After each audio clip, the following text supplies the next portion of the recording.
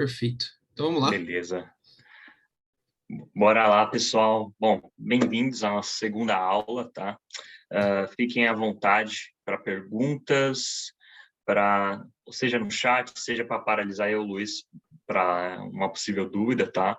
A aula de hoje é uma continuidade da nossa última aula, aula 1. Hoje, a aula 2, o intuito é a gente falar um pouquinho mais sobre máquina, principalmente quando você se deparar com alguma questão de manutenção, você saber qual que é aquela peça que pode você ter que pedir uma troca. Então, é importante você saber do que é composto a sua máquina, principalmente no FDM, tá? E a gente vai falar um pouquinho de materiais. Eu, particularmente, quando converso com o Luiz, é a melhor parte da aula, é materiais. Eu sou fã de materiais de impressão 3D, tá?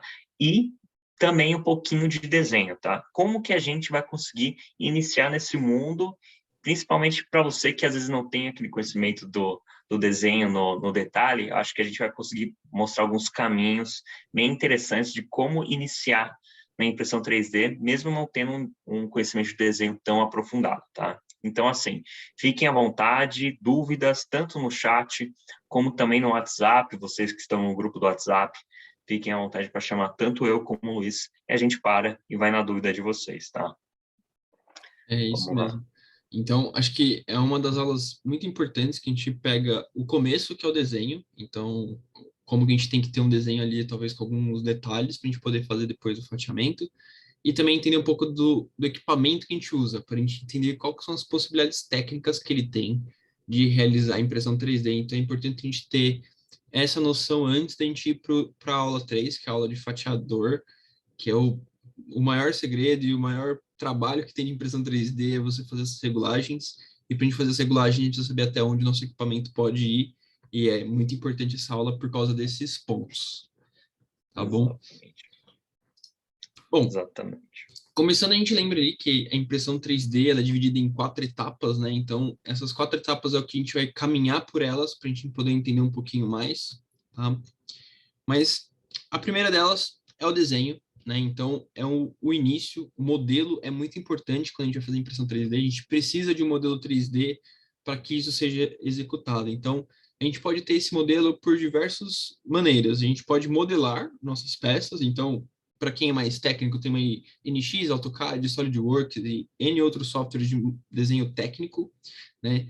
E para fazer modelagem, às vezes, que a gente chama de malhas, né? Que são modelagens não lineares, não técnicas. A gente tem o Maya, tem o ZBrush, tem outros softwares que fazem modelo e eles conseguem nos ajudar a fazer, né, esses modelos mais tipo action figures, cenários, às vezes até monumentos, né? Tem muita coisa que a gente pode fazer com o SketchUp também de arquitetura, o SketchUp também extrai para STL, então e o SketchUp tem bibliotecas muito grandes e muito públicas, então isso é bem bacana, às vezes pode ter alguma coisa lá que seja interessante. Tudo depende do nível de detalhes que você quer, então você tem que encontrar ali o modelo certo, ou você fazer o seu modelo, né? Então, e para você encontrar também tem os modelos, a gente tem a parte de compra ou baixar STLs gratuitos, né? Então, já é um modelo feito, já está convertido para STL, pronto para impressão 3D. Então, a gente tem alguns sites que tem modelos, então tem o Thingiverse, GrabCAD, Cults 3D. Então, acho que dá para você entrar e pegar os modelos que você quer, tem gratuitos, tem pagos. Nesse caso de pegar modelos da internet, tem que tomar muito cuidado com direitos autorais, tá? Então, se você quer pôr uma peça para vender na sua loja, é muito importante você ter o direito autoral para fazer esse uso, né, da marca, do desenho, para você fazer a venda. Então, você pode entrar em contato com o próprio modelador, né, o artista que fez esse modelo e subiu na plataforma, ou você pode simplesmente desenhar a sua própria peça e você vai ter os seus direitos, tá? E aí é bom você sempre estar ligado nesse tipo de processo para não ter nenhum problema. E outra Exato. maneira. E acho que tem um ponto interessante aí, né? Além desses buscadores, pessoal, não para de bombar na internet outros buscadores, tá? Sim. Então, existem buscadores dos buscadores hoje, tá? Então, tem o IEG, tem o Tanks 3D. A gente pode indicar isso no grupo para vocês, caso vocês queiram se aprofundar e ter outros modelos, tá? Então, é de extrema importância. Às vezes, chega pedido para a gente de modelos que já estão modelos prontos na internet, tá? E existem pedidos que falam, poxa, eu quero um modelo desse, só que eu quero com alguma modificação. Esses são um dos cenários bem interessantes, porque é a forma de agregar valor no seu trabalho, tá? De você fazer uma modificação pontual e ainda dar uma personalizada no pedido, tá? Mas sempre muito cuidado com essa questão que o Luiz falou, que direitos autorais, por mais que a gente comece num patamar baixo, que às vezes não tem essa visibilidade para direitos autorais, é importante ter um certo receio e, enfim, de ficar anunciando peças que não são suas, tá? Exato. Então, acho que o melhor caminho nesses casos é fazer uma parceria, às vezes, com o próprio cara que modela e pagar um FII para ele ou comprar um direito completo e ele afirma que libera os direitos de você usar comercialmente aquele modelo. Então, acho que dá para conversar, acho que isso é bem tranquilo, tá? Outro ponto é a gente poder modificar, às vezes, né? Editar modelos que a gente ou já tenha feito, ou você tem um modelo seu, você quer juntar com um detalhe de uma peça. Então, por exemplo, texturas, né? É muito difícil a gente fazer, às vezes, texturas. Então, às vezes, eu pego uma peça que tem uma textura, tipo, completamente fora do contexto da peça, tiro só um pedaço de textura e aplico ela numa peça que a gente desenhou. Então, para isso, a gente faz uns cortes, né? Usa um pedacinho, usa algum detalhe muito específico, e dá para você fazer isso tranquilamente, sem ferir direitos autorais nem nada. Então, a gente tem alguns softwares que a gente usa aqui, que é o 3D Builder, que é muito, muito simples, ele também tem uma limitação de recursos, mas ajuda bastante. E o Mesh Mixer também. O Mesh Mixer acabou de anunciar esse ano passado a obsolescência pela Autodesk, e ele vai estar dentro do software da Autodesk pago, mas eles vão liberar versões de hobby, vamos dizer assim, para você usar de graça, com validade de 1 ano, depois renova a licença. Então, tá caminhando, mas tem alguns softwares de malhas são sempre mais difíceis de mexer, que nem o Mesh Mixer, então é bem importante ficar atento, né, qual software você se adapta melhor. A Letícia fez uma pergunta, quando altera um modelo implica em direitos autorais? Em teoria, sim, Lê. Quando você baixa um modelo que tem esses direitos nos sites e você faz uma edição, em teoria você poderia ferir o direito autoral. Então tem que ficar muito atento qual que é a liberação de direitos autorais que cada site tem, cada um tem uma aplicação. Em teoria, os sites só liberam você vender serviço. Então, tipo, você pode pegar, baixar aquela peça e vender o serviço do de impressão, né? Então, se o cliente fala assim, ó, eu quero esse STL e isso não está numa loja sua, que você está todo mês podendo vender aquilo, mas óbvio, se o cliente pedir, você tem, sei lá, uma pirâmide do Egito e todo mês alguém vem procurar uma pirâmide do Egito, você está imprimindo o mesmo STL. Porém, você não está anunciando que está vendendo a pirâmide do Egito, você está vendendo ali só o serviço de impressão. Nesse caso, você não fere direitos autorais, tá? Mas caso de você editar, em teoria, alguns sites eles têm uma cláusula de você não pode vender o STL e nem vender algo editado, nem publicar algo editado de um STL, tá? Mas assim, a lei de direitos autorais é uma lei muito complexa com diversas brechas de interpretação. Então é uma coisa que tem que tomar muito cuidado nesse processo. Basicamente, isso aí vai estar naquelas linhas miúdas debaixo do modelo. Então, Exato. assim, é sempre, por mais que a gente não tenha tanta paciência para ler essas letras, como a gente tá se pautando um modelo de outra pessoa, nesse caso eu sugiro que leiam, tá? Porque Exato. pode ser variar de modelo para modelo, de buscador para buscador. Se tivesse liberação, perfeito, é o melhor cenário. Exato. É o que o Luiz falou, tentar diferenciar serviço de produto, tá? Exato. É isso mesmo. Bom, falando então um pouco de máquinas, tá? A gente vai dar muito mais enfoque no FDM. Então, como a gente já viu ali na primeira aula, existem diversas tecnologias de impressão 3D, mas a mais tradicional e a mais barata que todo mundo vai começar normalmente vai ser a FDM. Então, a gente vai se aprofundar um pouquinho mais em como que funciona as impressoras FDM, para vocês terem um pouco mais de noção desse processo, tá? Bom, começando pelas mais básicas, estamos falando aqui todas as duas Crealities, uma é a Ender 3 e a outra é uma Ender 5. Qual que é a grande diferença nesses casos? Aqui a gente está vendo as setinhas, são para onde se movimentam os eixos das impressoras, tá? Então, a Ender 3, ela tem a base fixa ela só se movimenta em eixo X, tá? E aqui onde está a cabeça de impressão, deixa eu pôr aqui uma... Onde está a cabeça de impressão, ela se movimenta no eixo Y e no eixo Z, tá? Então, a cabeça de impressão se movimenta em dois eixos e a mesa se movimenta em um único eixo, tá? A Ender 5 já é um pouco diferente. A mesa que se movimenta somente em eixo em eixo Z, e a cabeça de impressão se movimenta em x, y. Tá? Isso aqui são coordenadas cartesianas, tá? É o que gera a impressão 3D, virável 3D. E isso aqui é muito similar, para quem conhece, padrões de máquinas CNC, tá bom? E aqui a gente sempre tem um motor extra, que está aqui nesse caso aqui atrás, ó, que é o motor de tracionador de filamento, e da Ender 5 ele está escondidinho aqui para trás também, que é o motor de tracionamento de filamento, tá? Então, perfeito. Então, esses são os movimentos de eixo. Porém, as impressoras, tirando os eixos de impressão, ela tem algumas outras coisas que compõem a impressora, que são padrões para todas, tá? Então aqui, ó, suporte de bobina, normalmente todas têm. Estrutura, seja de alumínio não, no caso da Ender 3 é alumínio, aberta. Temos aqui, que nem eu falei, o tracionador de material, que é o motor de tração mesmo, de filamento. O bico de extrusão, esse bico de extrusão ele tem um conjunto que é muito importante para o processo de FDM, que a gente vai se aprofundar um pouco mais nele, que é onde faz a magia do filamento se transformar depois em líquido e depois voltar para a peça. A gente tem o bico ali de extrusão, o eixo Z e X, né? Então aqui tem os eixos. A fonte de energia aqui da Ender 3 fica aqui atrás. Temos a plataforma, onde, além de ter o eixo X, a gente tem a plataforma aquecida, onde a gente, né, tem a parte toda de fixação da peça. O eixo Y, achei aqui também invertido, mas tudo bem. Nivelamento, então aqui embaixo da plataforma sempre temos os niveladores, tá? Da plataforma, né? Então, poucas impressoras têm nivelamento automático, tá?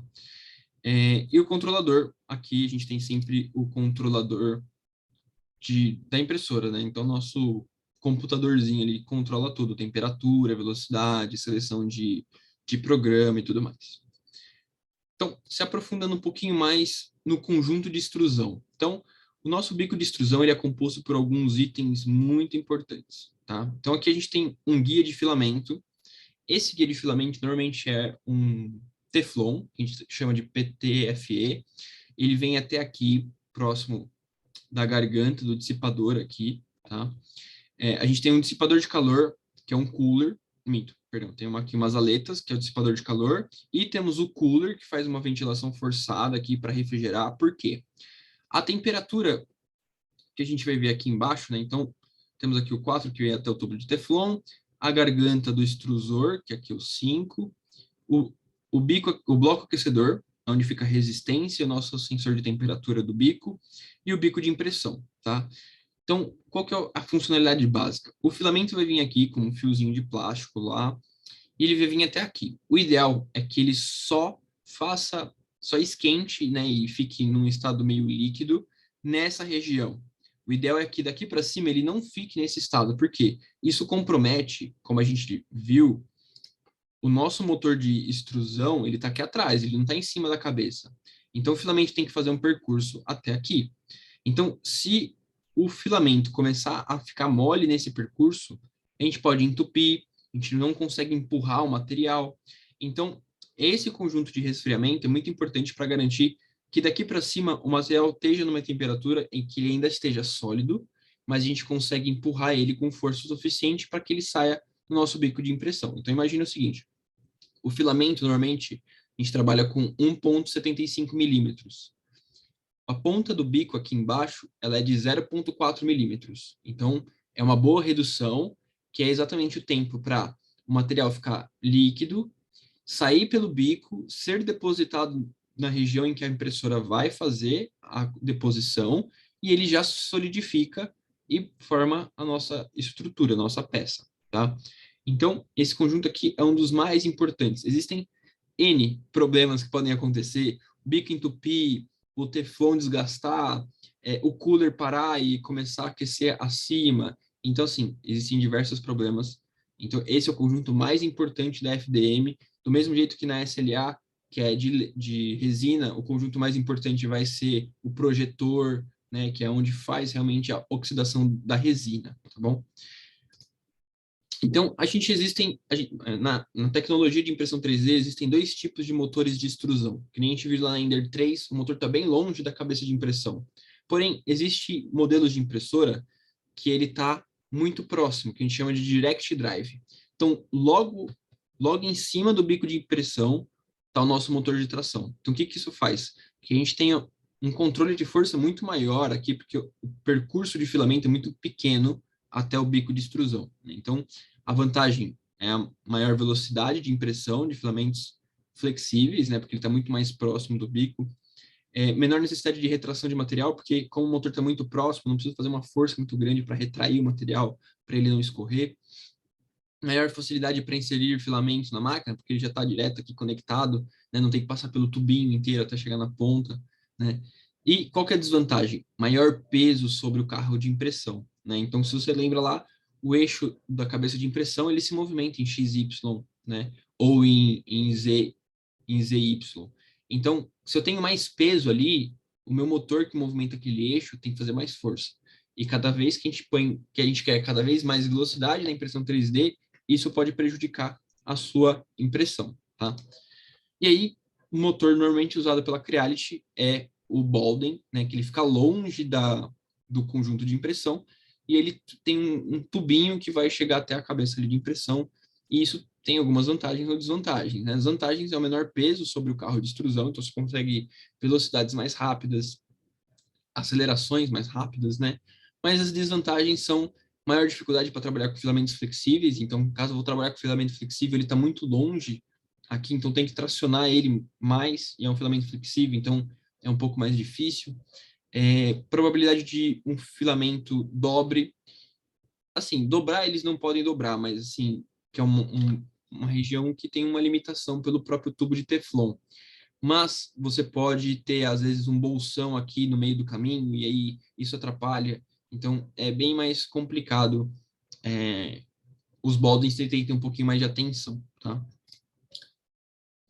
Então, aqui a gente está repetindo, né? Mas depois, os principais componentes aqui, né? Então, a gente tem aqui o cooler, o tubo de Teflon, que está nesse conjunto, a garganta do extrusor, que eu falei, e o bloco de aquecimento, tá? E o que é importante? A gente vai falar um pouco de cada um desses etapas aqui do bico de extrusão. E o que ele impacta na impressão 3D, né? Esse é o nosso grande ponto aqui. Qual que é a diferença?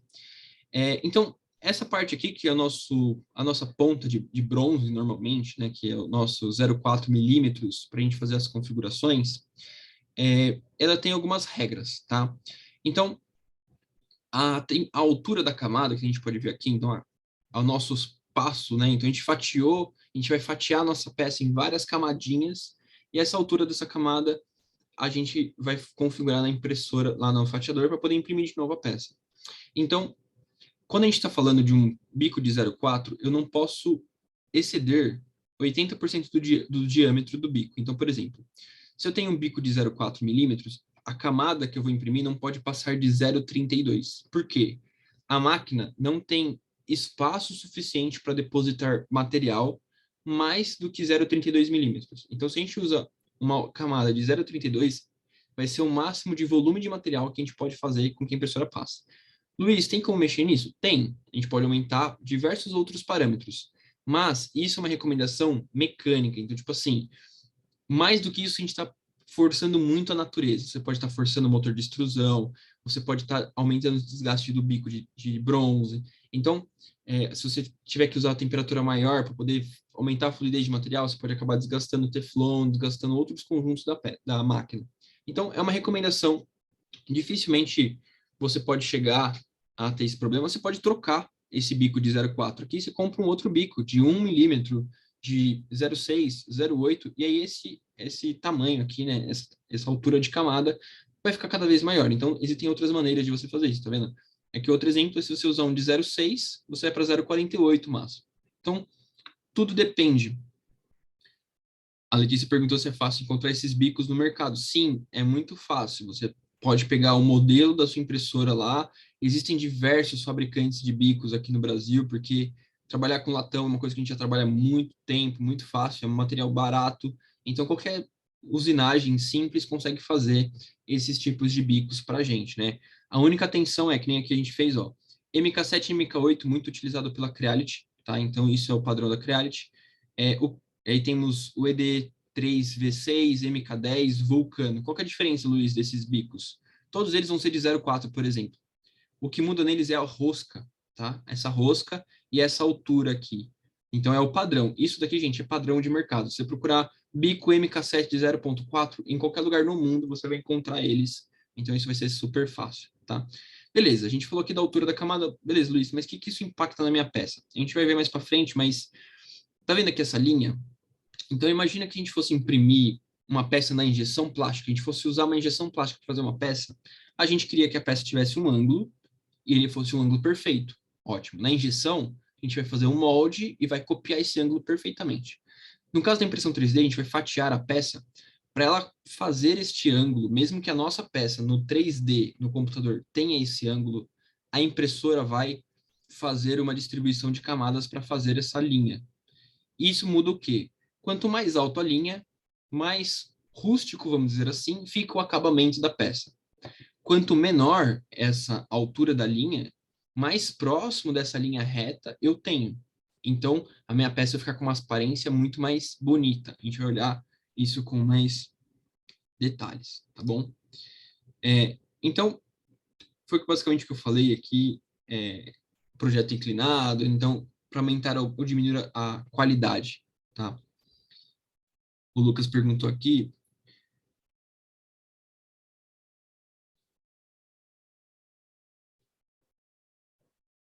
Exato. É, exatamente isso. Então, quando a gente usa uma. Ele está falando que ele usou um bico de 0,4, né? Então, quando você põe no máximo, né, a chance de dar algum problema é muito grande, né? Então, eu acho que isso é um ponto. Então, existe um limite para cada bico e nada impede de a gente trocar, tá, pessoal? A Creality agora está até vendendo um conjunto de bicos bem bonito e com vários tamanhos, né? Então você pode desde o zero, você pode fazer peças muito pequenas, por exemplo, quero fazer miniaturas. Gente, às vezes miniaturas com bico de 0,4 é muito, assim, um bico muito grande para a peça que você vai imprimir.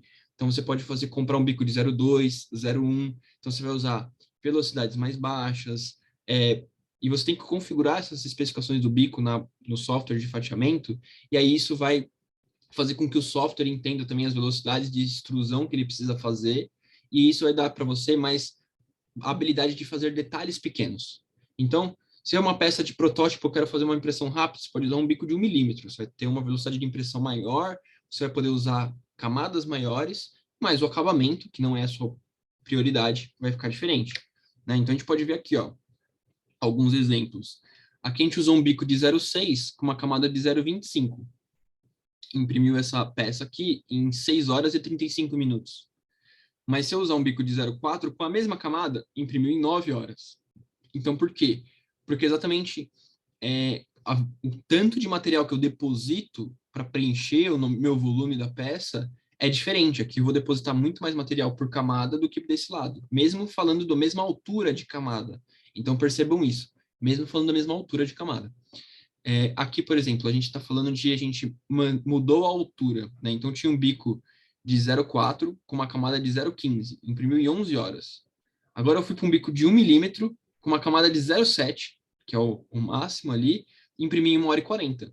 Óbvio que essas qualidades, né? Você percebe aqui que tem alguns cantos que não estão mais tão perfeitos, a imagem não é tão de perto, mas a gente percebe que aqui ficou uma qualidade muito melhor e aqui ficou uma qualidade um pouco reduzida, mas tudo depende da sua aplicação, né? Então, na impressão 3D é tudo muito isso. Qual aplicação você vai fazer?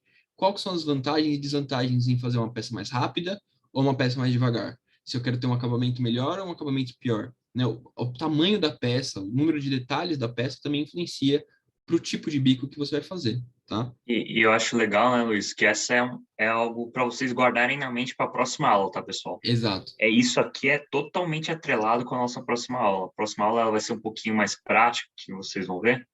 E parâmetros. Esses parâmetros vão influenciar em tudo as suas decisões que você vai tomar.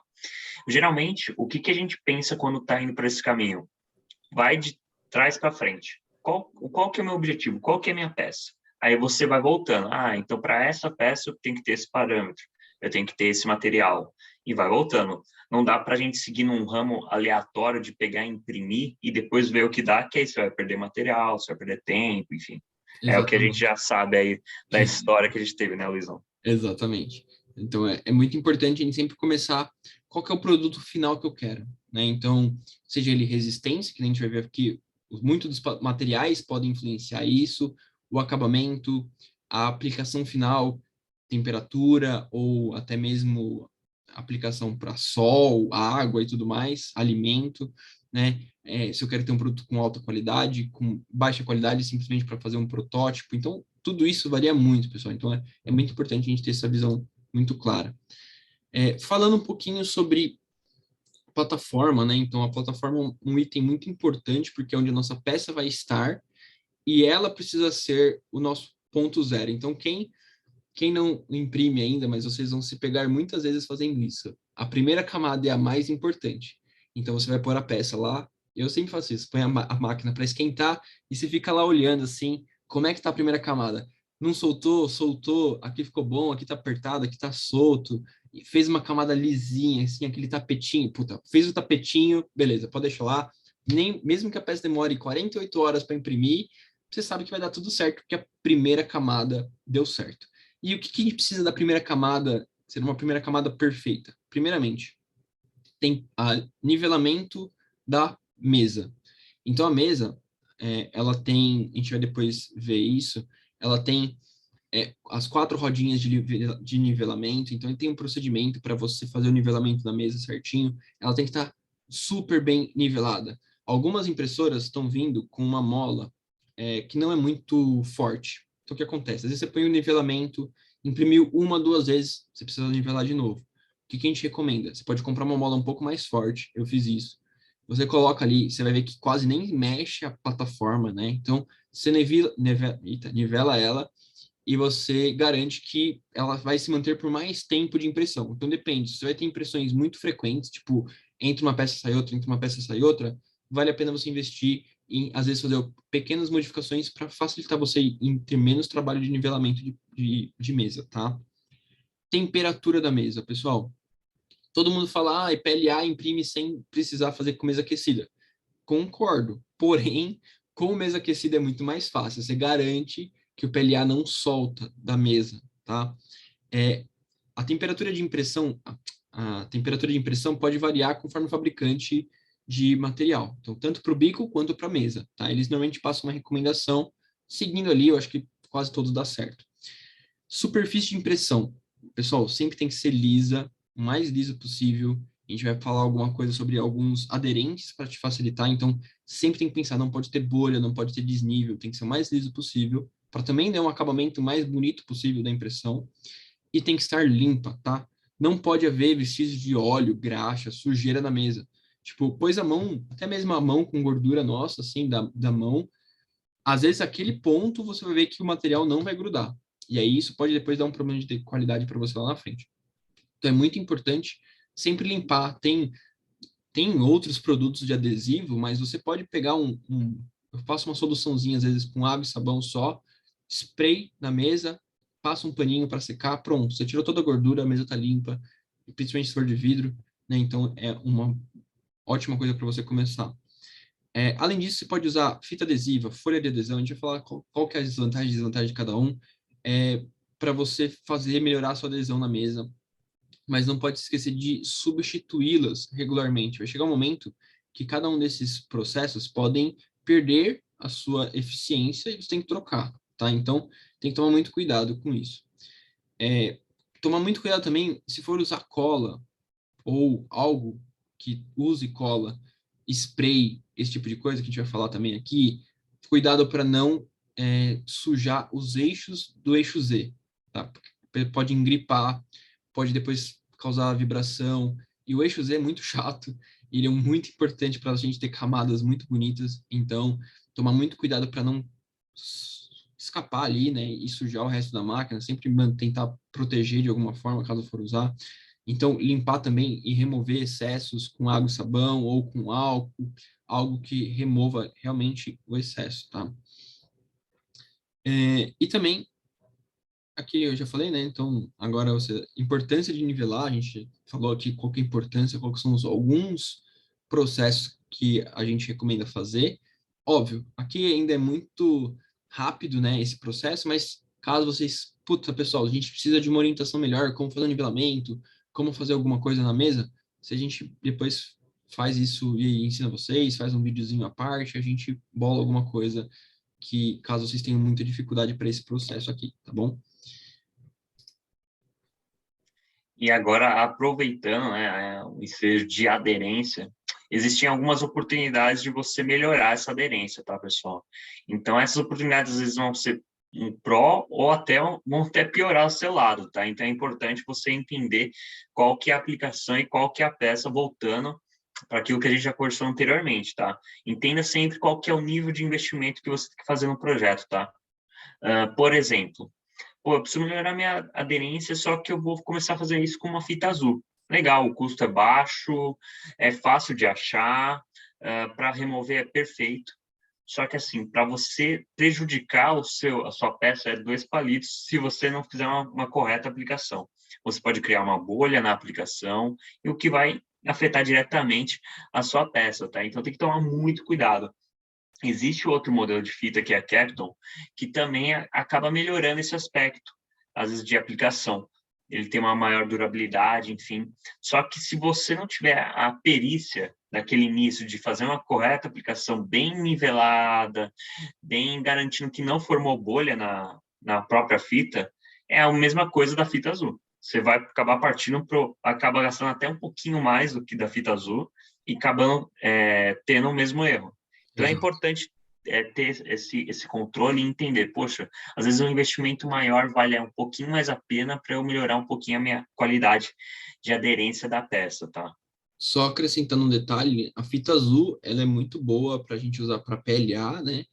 E só que a fita azul para ABS, que a gente usa 100 graus na mesa, ela não é muito recomendada que ela pode pegar fogo. Então, a gente usa a Kapton, que a Kapton é uma fita de resistência térmica alta, por isso que ela é a mais recomendada, mas também mais cara, né? Então, só dando Eu esse adendo. a gente geralmente parte por um caminho assim, e sugere quem está começando a não ir por caminho de fita, tá? É. Se for, testa, faz um teste lá com uma pecinha, vê como ela vai ficar, porque, enfim, tem que ter um pouquinho de perícia para utilizar essas metodologias, tá?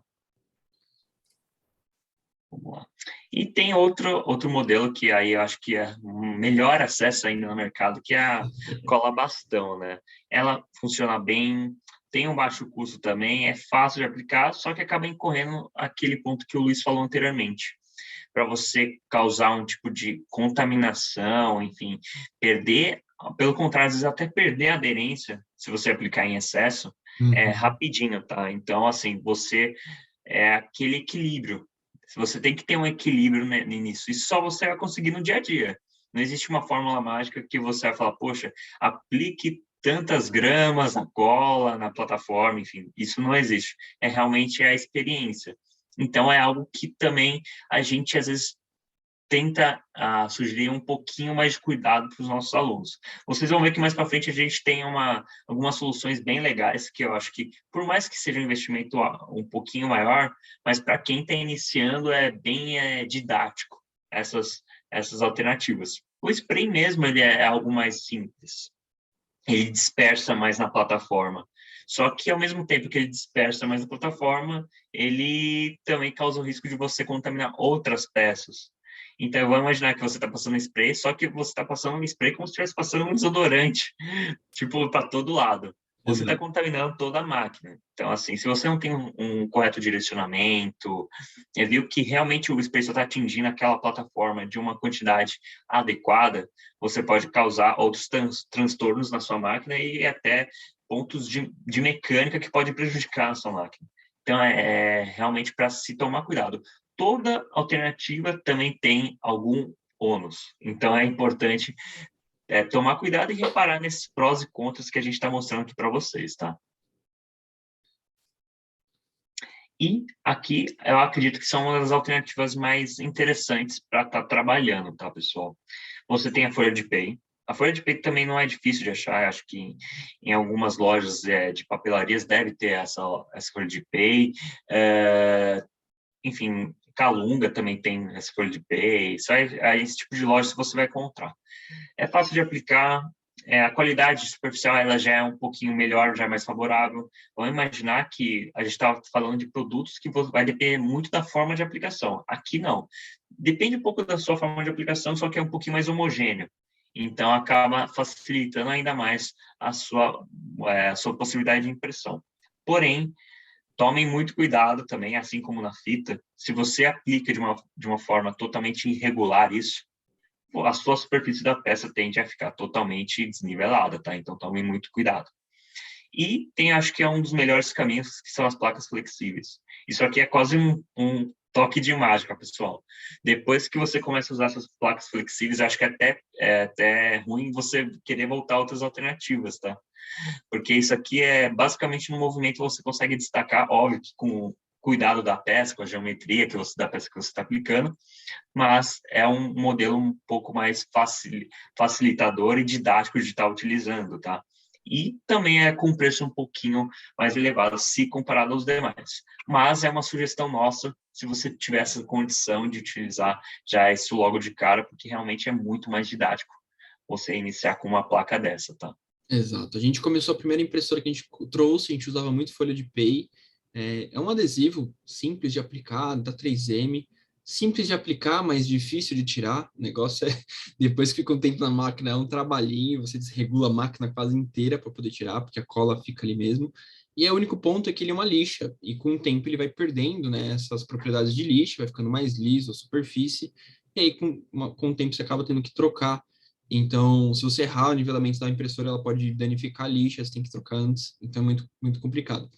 As placas flexíveis são placas removíveis. Muita impressora estava vindo com placa magnética, né? Há um tempo atrás, né? Fita magnética de como se fosse uma folha de pay, com lixa e tudo mais. Um pouco de problema, por quê? Né? Um ponto de atenção, na verdade. A placa magnética tem que tomar muito cuidado que se ela não for preparada para trabalhar com impressões de temperaturas altas, como ABS, você simplesmente destrói o ímã da placa. E eu já fiz isso. Então, tomar muito cuidado, o ímã começa a se desfazer, porque não é preparado para essa temperatura, vai perdendo magnetismo e vai rachando a fita de magnetismo. Né? Então, existem outras placas, óbvio, mais caras, preparadas para essas temperaturas de impressão, que são melhores, é muito simples e fácil de usar, mas a gente não colocou aqui, mas o kit mais tradicional de conversão de máquina para plataforma é colocar vidro. E aí você pode usar o spray, pode usar é, a cola, né, bastão, ou até mesmo líquidos adesivos que são bem mais legais, que a Formust, a gente desenvolveu um para nós, que é bem mais fácil de aplicar. É o legal que hoje a gente já dispõe do kit inteiro, né? Então, assim, para Exato. quem não conhece, a gente consegue fornecer tanto a placa como o aderente. Então, assim, hoje a gente usa isso. Então, é algo que a gente está passando para frente, que é algo que a gente usa no dia a dia e viu que traz melhor resultado. Exato. Principalmente para a gente que está com as máquinas rodando e não param, tá? Sim. Esse é um caminho bem interessante. O Lucas fez uma pergunta: as placas flexíveis já possuem algo para melhorar a adesão ou é recomendado alinhar com outros métodos? Depende muito, Lucas. Existe, que nem eu falei, placas magnéticas que já vêm com tipo uma lixa e ela dura bastante. A Creality vendeu muito tempo isso. Existe outro tipo de placas flexíveis que são metálicas, tá? Então, de vez de ser uma lixa, ela é tipo como se fosse uma placa de ferro mesmo, e ela é flexível exatamente para você fazer esse movimento, né, para soltar a peça. E ela é como, aí ela se similariza muito com um vidro. Então, ela é super lisa e você pode aplicar cola, líquido adesivo e tudo mais, ou não aplicar nada, né? Vidro também, você não precisa aplicar às vezes nada, se ele estiver muito bem limpo. E essa placa metálica também, você pode aplicar, que ela é muito, não precisa aplicar nada, né? Limpando bem ela, você já consegue imprimir. Porém, essa placa metálica é bem cara, só vende na Europa. Então, eu não lembro, faz muito tempo que eu já vi, eu não lembro mais quanto que sai. Porém, hoje, quando você compra, às vezes, uma Ender, né? Você vai ver que ela já vem, elas estão vindo agora, as Enders novas, com uma que chama Carbon, né? É um vidro Carbon, então é um vidro temperado. E a Creality, muito esperta, aplicou uma textura, não sei se é jato de areia, não sei como que eles fizeram isso, mas é uma textura no vidro, o vidro fica todo texturizado, então ele simula uma folha, uma lixa, porém, ela não desgasta. Isso que é legal. Então, ela tem alta resistência. Mesmo na impressão, ela perdura muito tempo. A gente está com 3 máquinas com vidro carbo, então é muito bom. As outras estão com vidro tradicional. E realmente é uma super diferença. E qual que é a vantagem? A Acrylite só fez a textura em um lado dos vidros. E aí ele fica um pouco texturizado, e isso acaba saindo na peça. Porém, se você quiser uma peça lisa, você simplesmente tira o vidro e vira ao contrário. E ele o outro lado do vidro é um vidro liso.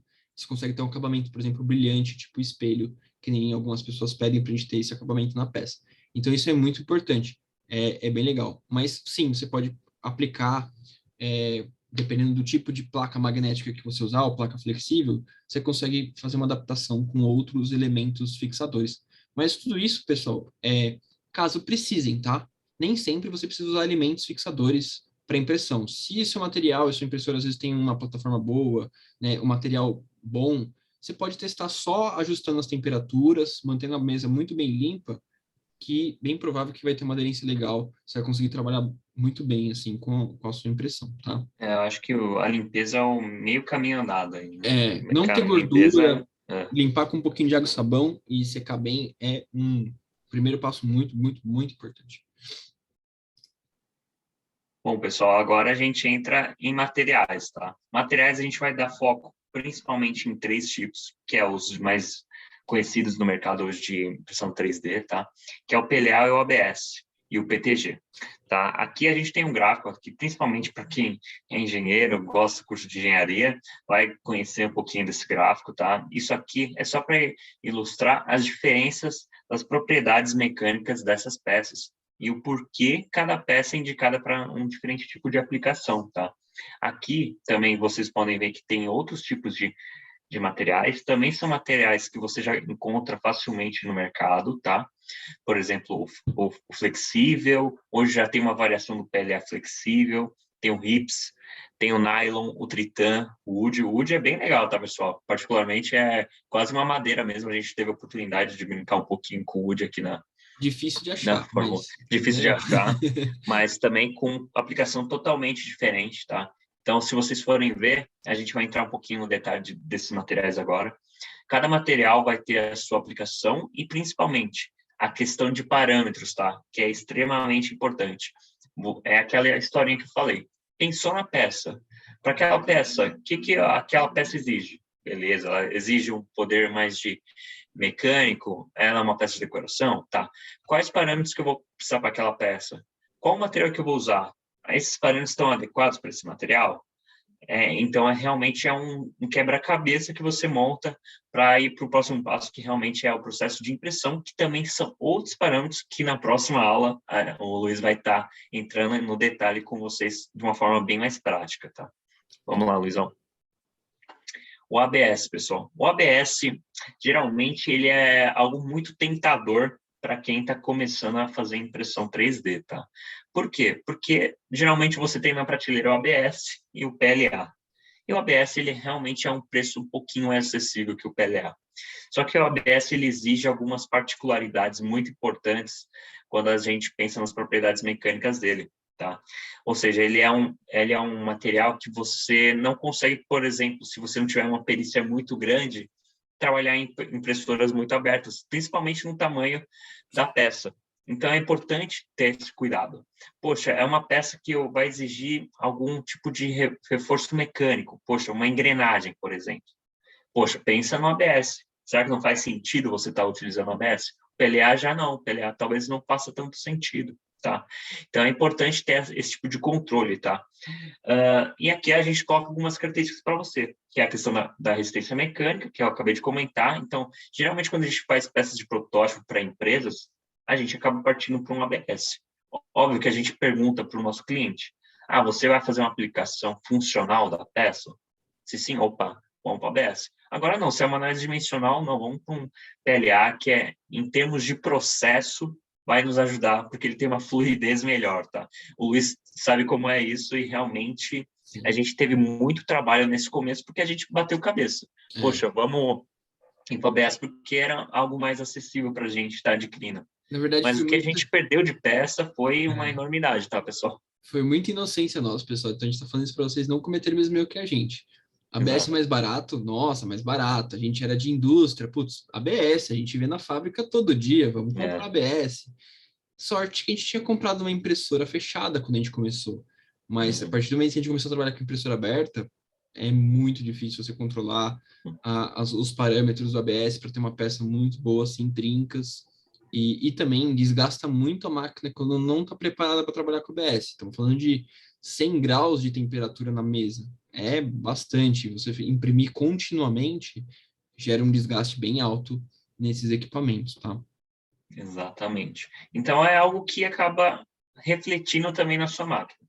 Óbvio que no começo, talvez vocês não sintam tanto isso, mas com o passar do tempo, a gente vem sentindo muito. Principalmente, a gente lá com 6 anos, a gente percebeu o tanto de manutenção que isso começou a gerar na nossa máquina. É. Então, não só a questão visual da nossa peça, em termos de perda de peças, mas também a manutenção da máquina começou a refletir muito.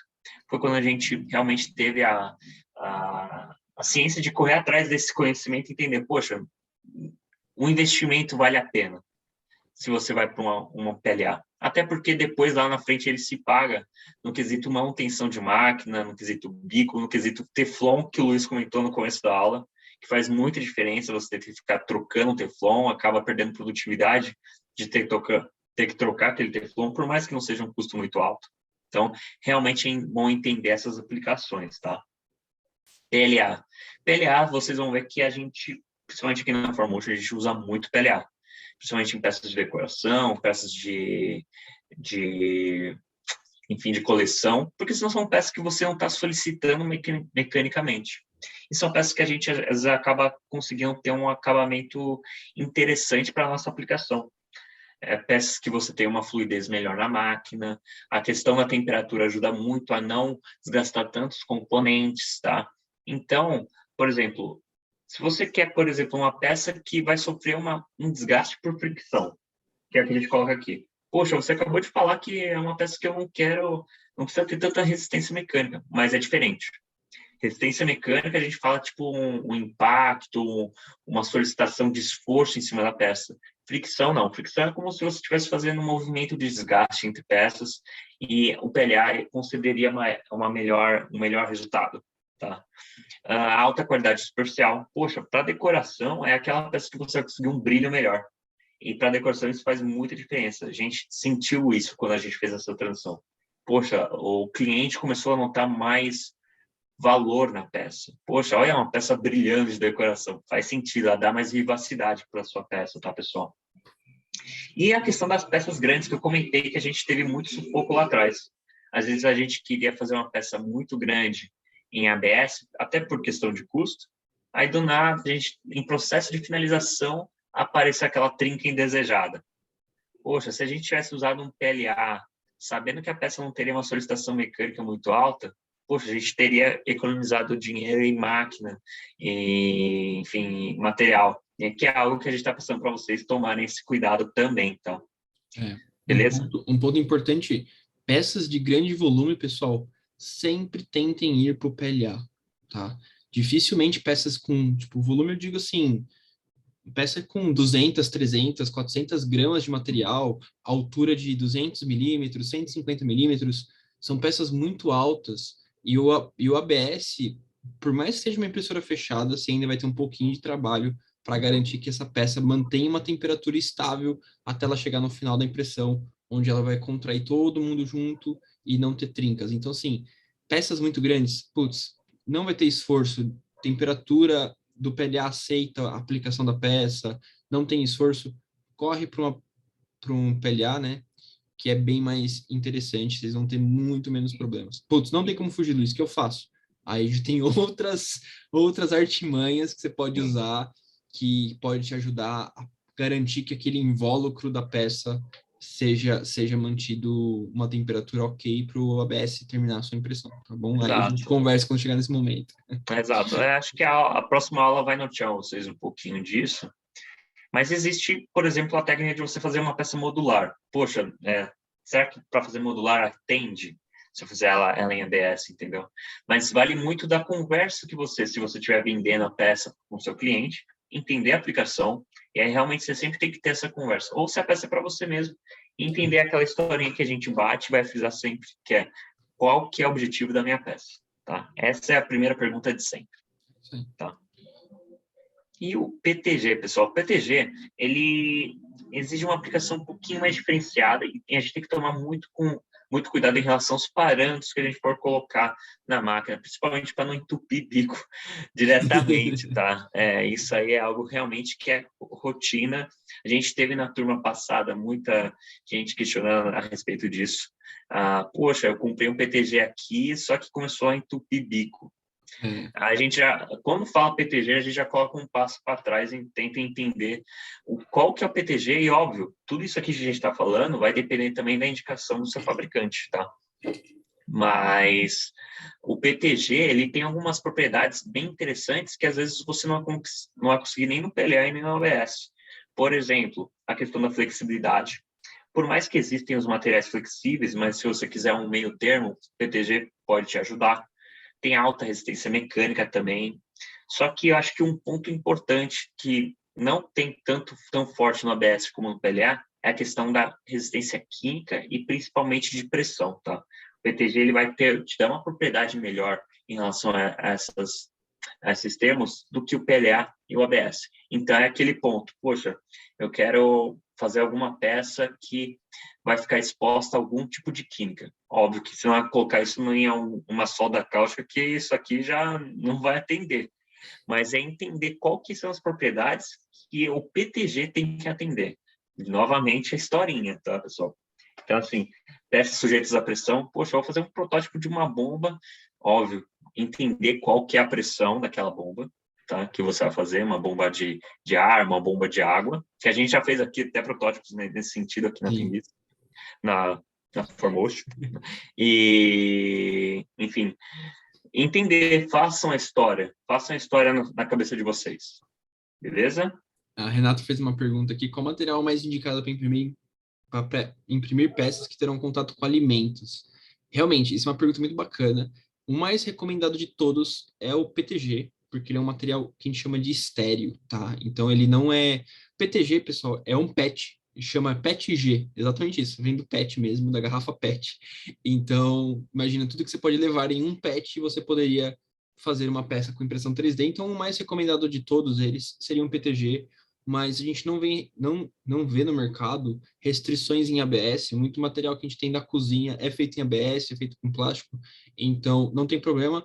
O único cuidado ali é o PLA, porque o PLA é um amido, é o único material dentro desses três que a gente falou que ele é biodegradável. Então, se você deixar ele na natureza, ele vai se dissolver, óbvio, né? Tudo com o seu tempo, mas muito antes do que um ABS, né? Ele não é um derivado do petróleo, é um derivado de amido de milho ou amido de cana, né? Dá para você extrair o PLA de diversas fontes. Então, se for ter contato com muito tempo com água, não é recomendado usar o PLA, aí você deve partir para o ABS ou para o PTG, e aí é engraçado porque o PTG ele está entre o PLA e entre o ABS, porque ele usa temperaturas de bico do ABS e temperaturas de mesa do PLA.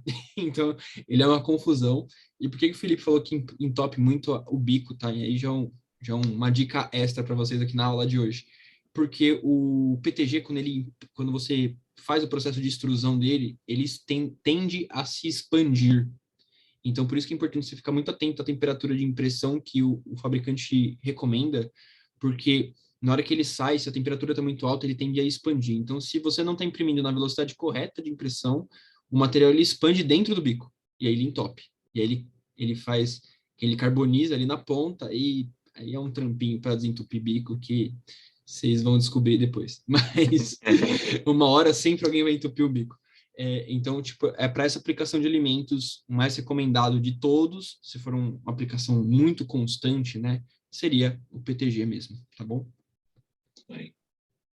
Pessoal, a aula de hoje foi muito conteúdo, a gente sabe que a gente falou um monte aqui, mas aqui a ideia é realmente passar esses primeiros conceitos do que é a máquina, o que é o material e o que é o desenho, para amanhã, amanhã não, né? Semana que vem, quando a gente for falar de fatiador, quando eu falar um parâmetro, eu vou falar assim, pessoal, lembra material, que material você vai usar, você tem que pôr esse parâmetro aqui. Ó, lembra? A velocidade do eixo X, o Y, o Z que a gente está usando, ele vai impactar nesse parâmetro aqui. Então, a gente vai começar a amarrar todos esses pontos, tá? Então, isso é muito importante, que é onde a gente vai começar a entender o que o parâmetro da impressão 3D gera de impacto na peça final. E isso é o que faz a diferença entre velocidade, acabamento, custo, né? Então a gente vai falar sobre tudo isso. Depois a última aula vai ser falar sobre produtos, mercado, custo. Então, para vocês terem um pouquinho mais de noção, então assim, essa é uma aula muito preparatória, mas a aula que vem é o grande segredo para vocês que vão começar, que já estão começando, que já mexem. A gente vai falar um pouquinho sobre cada parâmetro, vocês vão poder tirar as dúvidas. A gente vai tentar mostrar o que impacta cada coisa e o que a gente usa de recomendação para vocês aplicarem no dia a dia, para vocês verem e terem uma qualidade melhor. Tá bom? Exatamente. Eu vou dizer que a próxima aula já salvou a gente de fechar pedidos assim aos 45 do segundo tempo em relação a custo, tá, pessoal? Que é aquele mínimo parâmetro que o Luiz falou assim, poxa, dá para alterar um negócio aqui. Alterei e falei, porra, agora chegou no target do cliente. Chegamos lá, vendemos o projeto, tá? Então, eu acho que vai nortear é a base total e o que geralmente tem certa recorrência de dúvidas, tá? Então, a minha sugestão ainda está meio assim com relação a conhecimentos que a gente passou na aula 1 e 2, reassistam, tá na plataforma, chamem a gente no WhatsApp, tem ainda dúvidas que não estão agora tão claras, vão aparecer depois, manda para a gente também. Compartilhem no grupo, eu acho que é legal ter essa troca, porque já tem gente que faz impressão no grupo, tá? Então, às vezes, a gente não vai responder logo de cara, mas vai ter alguém no grupo que já está com essa informação na mão e também vai poder trocar ideia com você. Às vezes, já vai te nortear em relação ao seu negócio, se realmente é seu objetivo. Então, a nossa sugestão é realmente fazer essa troca, que tem que engrandecer bastante vocês, tá?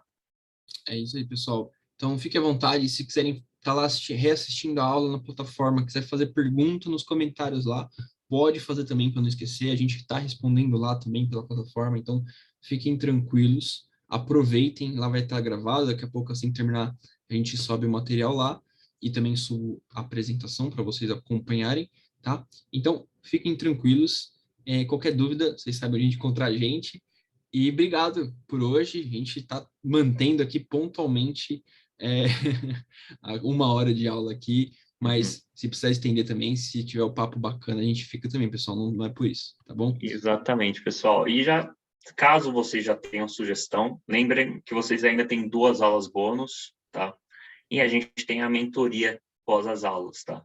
Então, assim, já anotem, poxa, talvez seria interessante a gente se aprofundar em tal assunto. A gente monta a aula. Beleza, pessoal? É isso aí, pessoal. A gente vai se falando.